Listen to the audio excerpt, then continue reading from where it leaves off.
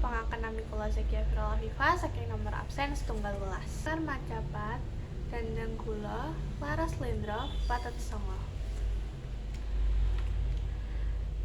Lamun sira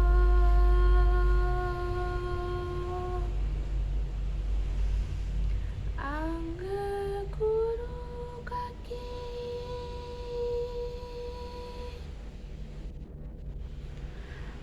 pamiliha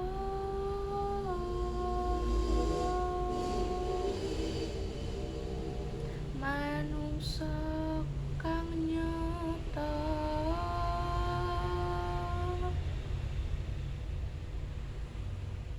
ingkang becik martabate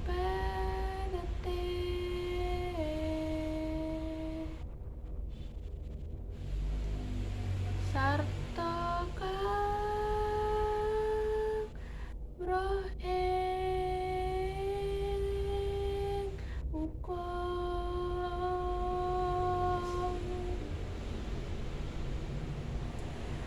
kang ibadah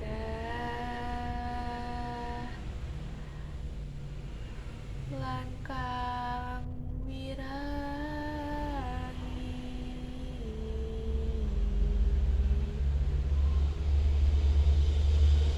syukur oleh wong tapa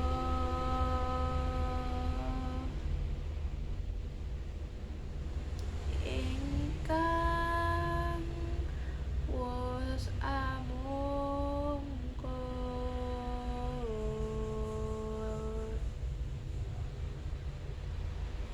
tan mikir pawewe ing liyan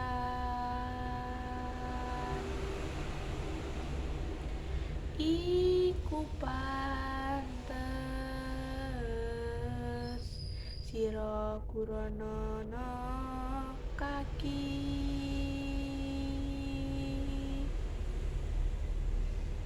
sartane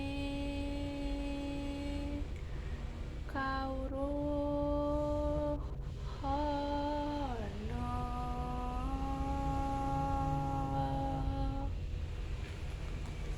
Matur nuwun. Wassalamualaikum warahmatullahi wabarakatuh.